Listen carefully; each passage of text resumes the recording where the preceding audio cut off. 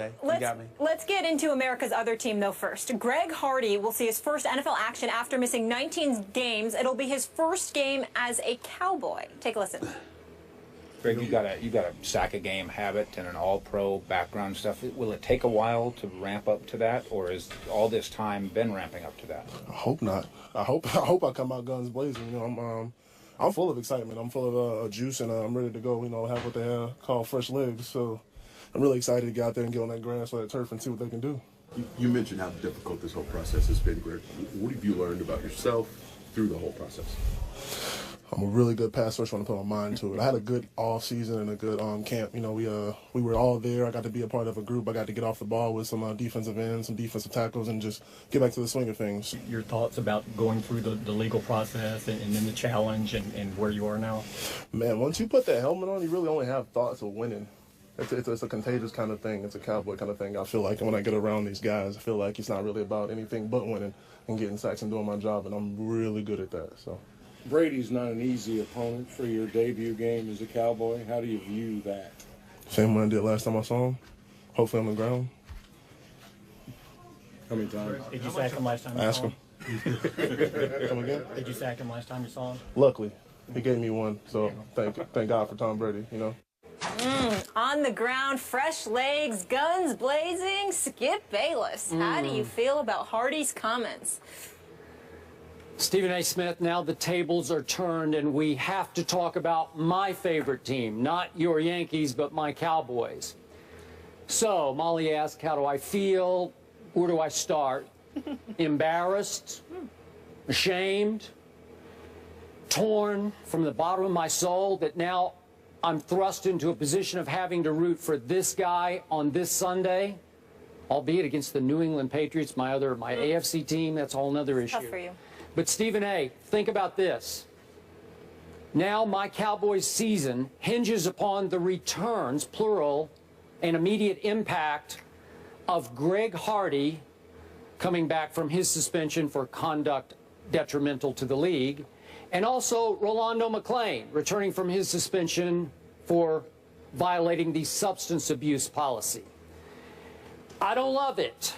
And I told you from the start, day after they signed Greg Hardy, Jerry Jones took this risk, this plunge, even though the money part of it is low risk, high reward. But it is a plunge PR-wise, and I told you I didn't love it. And I told you that I will disqualify myself when the games start, the real games start. I'm still going to root for my Cowboys, but I'm going to have a hard time including him in the mix of my Cowboys.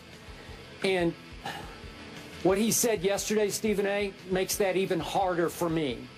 I just wish that somebody had been able to get to Greg Hardy before he did his first interview as a Dallas Cowboy and counsel him a little bit, prep him a little bit about what to say and maybe what not to say. And apparently nobody did, which made this even harder. I did not want to hear him say, because it was not a very good idea, to say I'm going to come out, says Greg Hardy, guns blazing, when your accuser, back in your sexual violence case, said that you threw her on a couch that was filled with semi-automatic weapons? Really? Ugh, that made me cringe. And after all that you went through, and I guess we should refresh everybody's memory, a district judge found Greg Hardy guilty as charged by the accuser, but then there's a little tricky North Carolina law that allows an appeal to a different court for a jury trial, and she did not participate in that appeal, and there were many reports, including an indication from the police, that she settled the case out of court. She was paid off. So let's keep that in perspective. And now Greg Hardy yesterday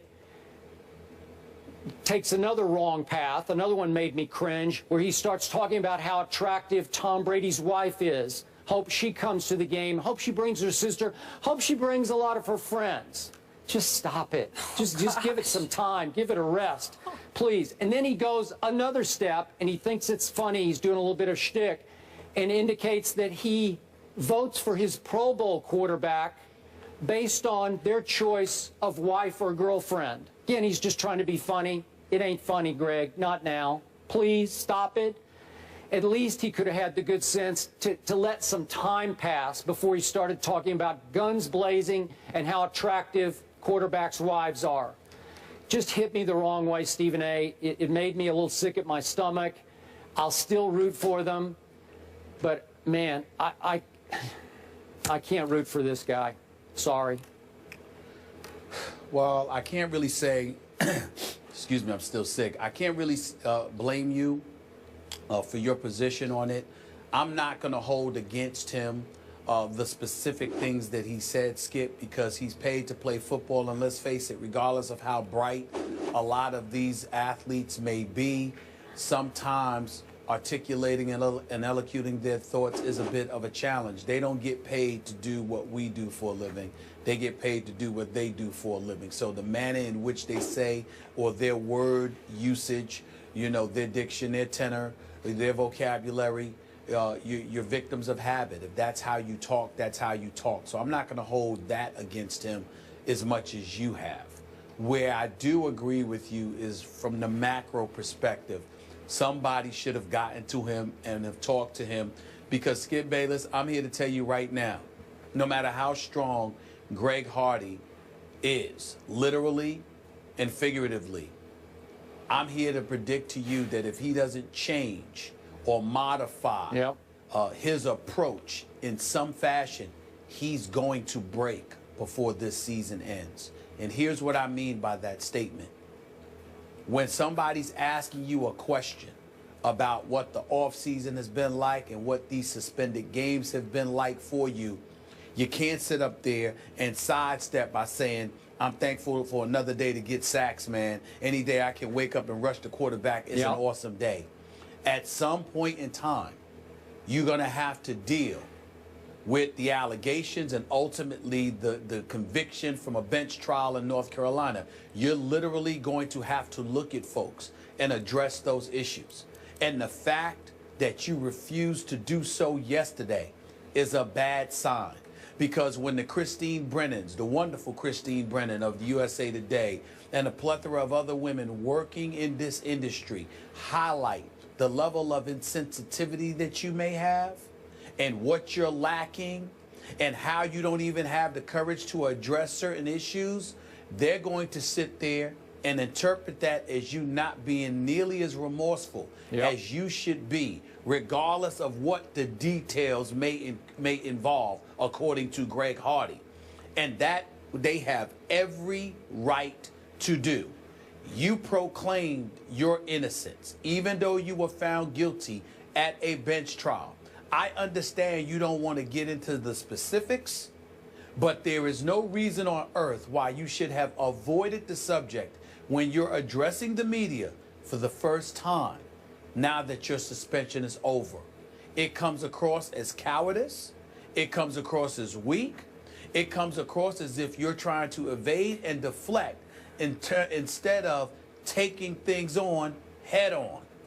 And as a result of that, they are going to continue to come his way. And that is not going to be good for the Dallas Cowboys. I understand that any publicity is good publicity in the eyes of some people. Not this kind of publicity. Yeah, I'm with you. You can't be synonymous with domestic violence and you refuse to tackle the issue head on. Yeah, you just can't do that because they're going to cause him unnecessary headaches. And more importantly, with Greg Hardy, Rich Dalrymple, who didn't get to him evidently, and others, if they didn't realize it or they forgot about it, they'll remember or realize it today. They're not going to just ask Greg Hardy about it. It's going to get to the point where they're asking his teammates about it. And not only are they going to do that, Skip, on a day like yesterday, they're going to do it when he's successful. Yeah. He could go out there and get 3 or 4 sacks. That'll prompt them to ask more questions. And it's all going to be because he didn't address it head on when he had an opportunity to. I think he missed an opportunity here. I think he made a huge mistake. I agree. And it comes across to me as, from Greg Hardy's perspective, above the law arrogance on his part. All the rest of it, the talk, the sort of trash talk about Tom Brady. Look, we know Greg Hardy. We've had him right here on this show. He's a big talker. It's part of his persona. It's how he fuels himself. Remember, he nicknamed himself the Kraken in Carolina. And I got to say, he often backed up every word on the football field. But yesterday was not the time for him to reflex his verbal muscles and show you that he's still big and bad and full of himself and he's going to take it out on Tom Brady, blah, blah, blah. It just wasn't the day for that. You would like to hear, if not remorse, just a little bit, just a touch of humility, more I'm thankful, which we had a little bit of. I'm thankful for the opportunity. I'm just glad to be back.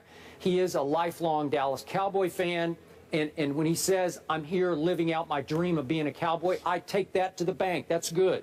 I wanted him to say that, and I believe him. But on the rest of it, it just comes across as so disrespectful to everybody that he left in his wake back in Carolina. Agreed. I appreciate both of your comments there. But we're going to step aside right now from this subject, the gridiron, and head to the octagon. But we will revisit this subject later. The coach, Herm Edwards, will be in the house, and we'll revisit the Cowboys and the Greg Hardy situation.